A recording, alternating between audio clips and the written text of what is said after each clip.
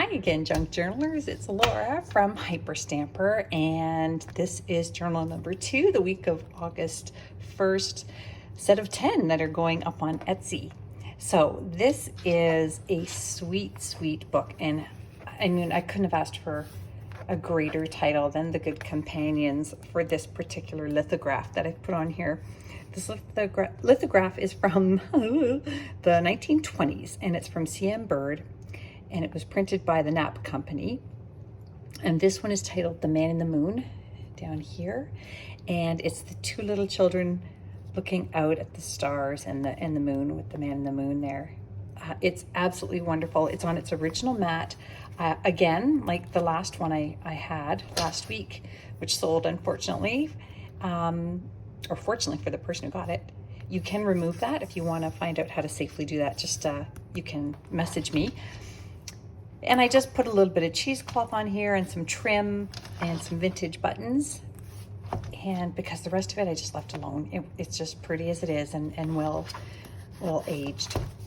This book itself, The Good Companions, is from 1932, and it looks like maybe this was it says, I thought it said February, and I'm thinking it says July 14th. And it says here, books are friends that never fail. I mean, wow. That's wonderful.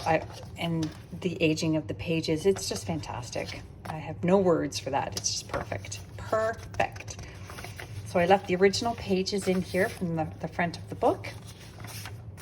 And there's lots of white space if you choose to journal on there. Again, we've got, actually, there's the original date there is 1930.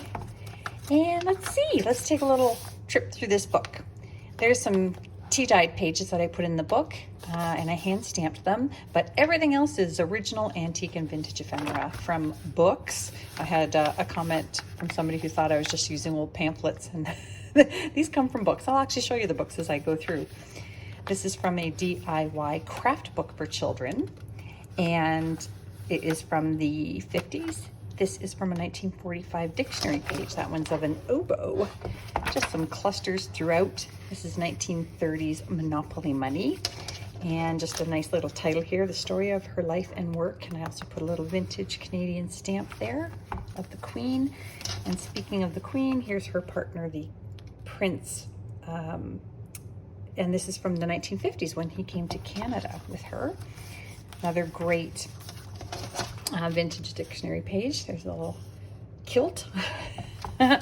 And this space page here is from a vintage atlas, but in the atlas they also tell about the stars and all kinds of other things. So I slipped that in there because I thought it was kind of fun. And this here, the Etude, is from September 1920. And that is a publication all about music, songs, instruments, teachers, universities, everything music from the 20s, and it's wonderful.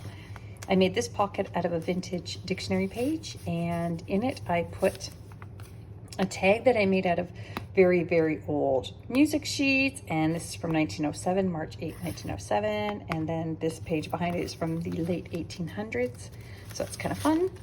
And just a little cluster here from a children's page vintage stamp, and you'll see this in almost all my journals until I run out, but it's a nice big ledger page for you to journal on with that wonderful pink and blue line that I love. Why don't they use that anymore? Maybe they do.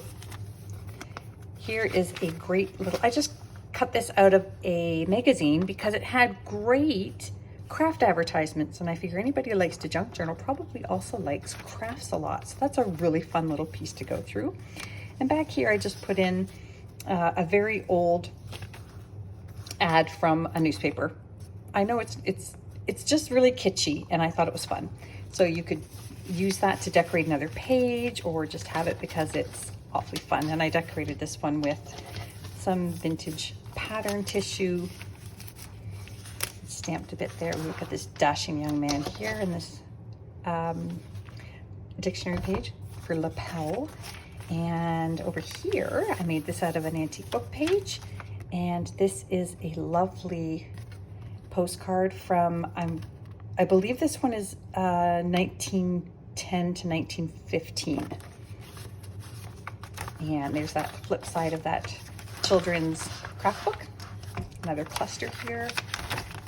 And this came from the Wildflower book. It's vintage, not antique, but it's from England. And I just tea dyed that as well because I wanted it to sort of go with my neutral tones. All my journals are pretty much neutral tone, a little bit of color. And a lot of women like that a lot because they can add their own color to it and do their paintings in it or their collages, decoupage. Look at this fun little book here I made out of a vintage dictionary page with lots of really great images. And just put some of my scrap antique paper in there. So another little journaling mini book. Added some trim here. That is not old, but this is an antique doily. Isn't that pretty? And I made it into a pocket on this side and just use this antique book page here, which is from France. And you can just journal inside there. Love it.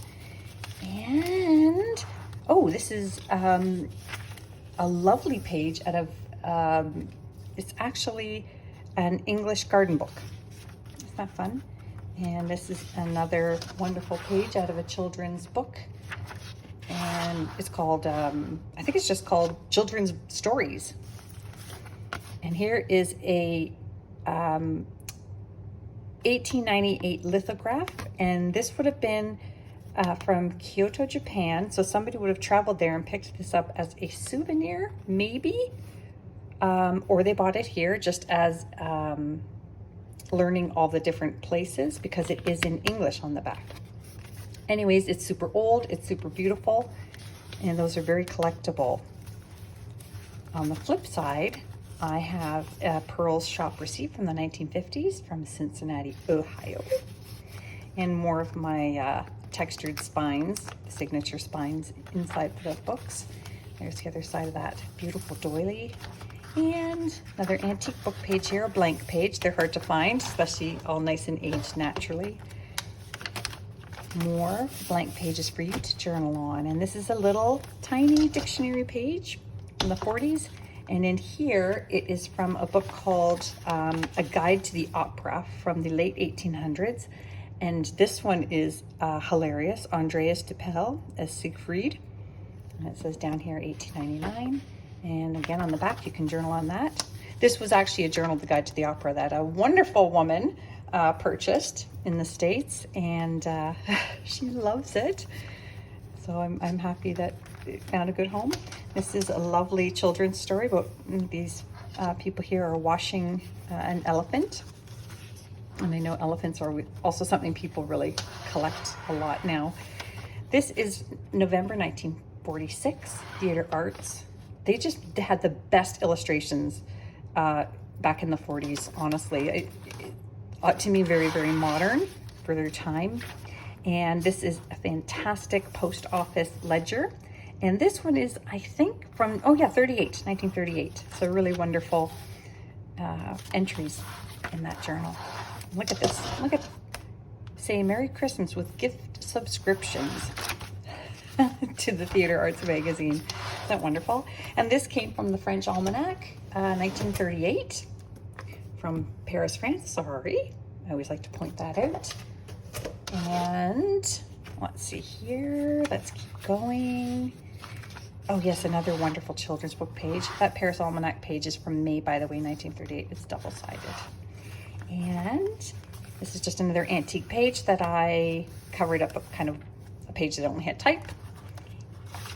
And a vintage recipe from the 60s. And this came out of a book, and it's just a question and answer thing I thought was really funny about what kind of crafts you can make out of driftwood. I held on to that for a long time because I actually thought I'm going to make a craft out of driftwood. And I never did. So this is another little tag I made out of antique paper, and just a wonderful little cluster here. And this really fun little full color spread came out of this awesome recipe book that is now almost empty because I have used it all up, but it's Glamour and the Hostess. Oh, darling. How to put on a glamorous dinner party.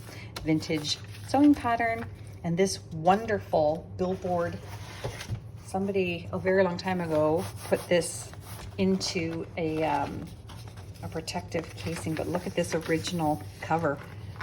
Isn't that fantastic? I think I'm going to frame this eventually, but I pulled some pages out of this for this week's set of 10. So there will be one of these pages in all of them this week.